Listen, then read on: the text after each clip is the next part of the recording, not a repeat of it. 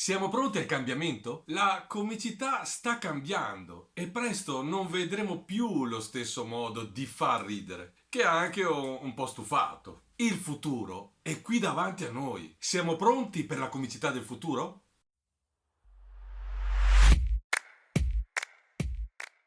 Ciao, io sono Dandy Dan e faccio il comico visuale. In questo canale parlo della comicità, delle sue forme, della sua storia e anche di noi. In questi giorni, parlando con colleghi di diverse nazionalità, siamo giunti a una conclusione. La comicità sta cambiando, anzi, è già cambiata. Non ti sei accorto che ultimamente siamo un po' stanchi di vedere le stesse cose alla TV? Di vedere i comici di livello che fanno ottime cose e poi milioni di altri personaggi che seguono l'onda e copiano. Cioè non le battute, ma lo stile, la forma. Insomma, ti sembra di vedere ripetutamente le stesse cose come fossero come lavate in lavatrice e riusate. Vedi il primo comico? Poi giri il canale. Poi il terzo. Vabbè. E basta. Finirà sicuramente questo cliché. In molti, per far ridere, usano la volgarità, lo sguaiare, i soliti luoghi comuni e soprattutto cercano ancora di denigrare qualcuno per far ridere. La suocera, la fidanzata, la donna grassa, il politico di moda, l'influencer. E basta. E poi, dai, è così bello essere diversi, non trovi? Anche tu sei diverso e pensa che se ti prendessero di mira per far ridere qualcun altro, sicuramente questi tipi di comici stanno raschiando in fondo, stanno raschiando dappertutto per riuscire a far ridere. Stanno cercando qualcosa con ansia, perché tutto è già fatto. Ma poi l'idea. Una nuova idea. Con questo sfondo. Allora che fai? Cerchi se la tua battuta, che funzionerà sicuramente, magari... Ma è impossibile? Ecco, apri Google, digiti... Esiste già. Esiste già e l'ha fatta 45 milioni di comici in Italia. L'hanno già usata. Mi sento male.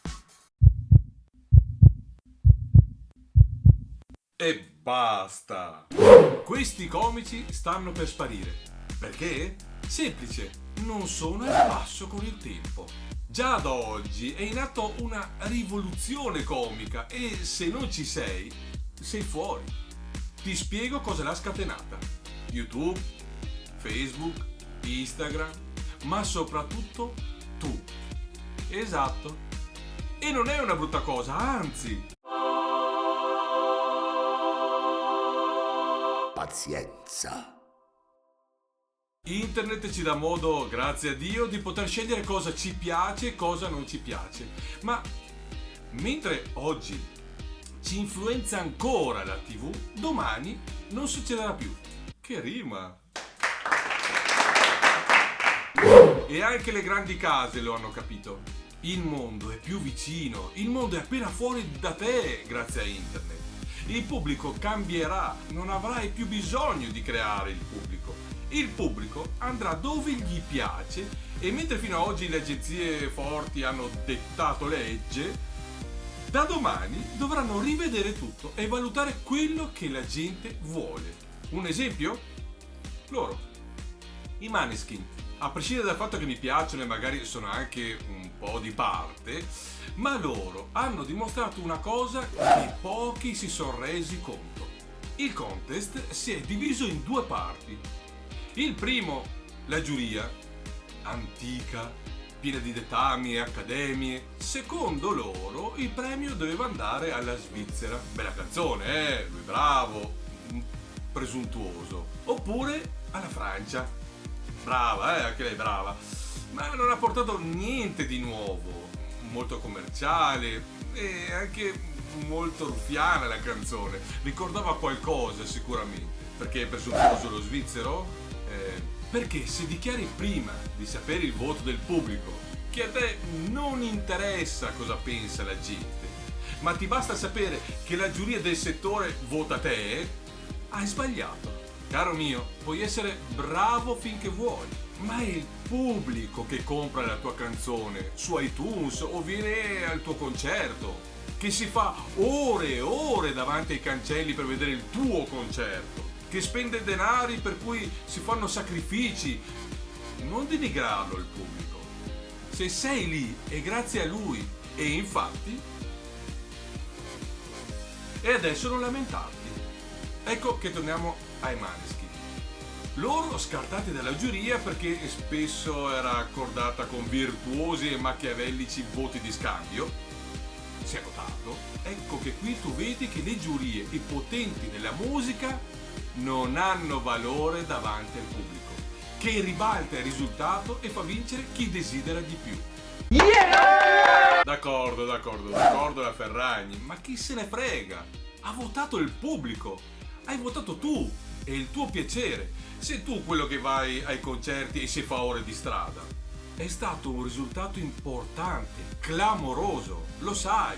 Dietro a questo, le case hanno capito che con internet non hanno più il controllo, non possono più influenzare così tanto il pubblico. Ed ecco a noi. Anche nel nostro campo sarà così. La comicità sta cambiando, perché ognuno di noi con internet potrà conoscere nuovi comici, anche di altri paesi, e aprirsi a nuovi modi di divertirsi. Ma solo se usiamo una comicità che possa attraversare e rompere le barriere, il confine che ci separa, la nostra lingua. Rompere le barriere linguistiche. Essere accessibili a tutto il mondo. E chi capirà questo avrà in mano il mondo. Esisterà un nuovo modo di far ridere, o meglio, ritorneremo a rivivere la comicità di situazione, dove le parole non hanno così grande importanza, ma saranno le situazioni comiche, le gag, la matematica della risata e le formule comiche che vinceranno. I comici di oggi piano piano spariranno e noi sappiamo bene che tu non guardi quasi più la TV, per lo stesso motivo perché sta morendo questo tipo di meccanismo.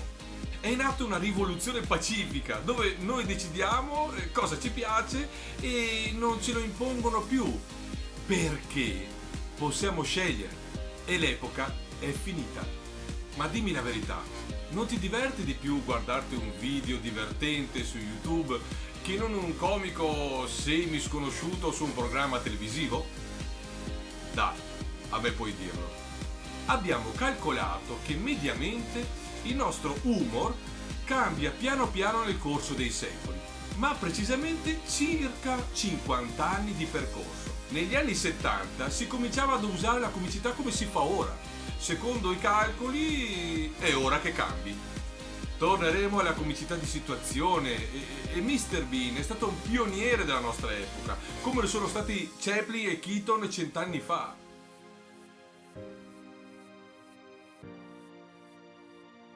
Chi ce la farà è perché sarà preparato, avrà studiato e si inserirà in un mondo tutto nuovo e pieno di possibilità. Studia! Studiamo insieme per creare un mondo nuovo dove la risata torni ad essere una forma d'arte, dove fare il comico sia valutato come un lavoro serio e riconosciuto, contribuito e tassato, perché tutti lo vorremmo, ma su tutto il mondo dello spettacolo. Allora, avanti comici del futuro, il mondo è pronto per l'autoderisione, per la comicità internazionale, fatta di situazioni, dell'arte del fallimento. Io ti aspetto al mio fianco, per far ridere il mondo e farci ridere a vicenda.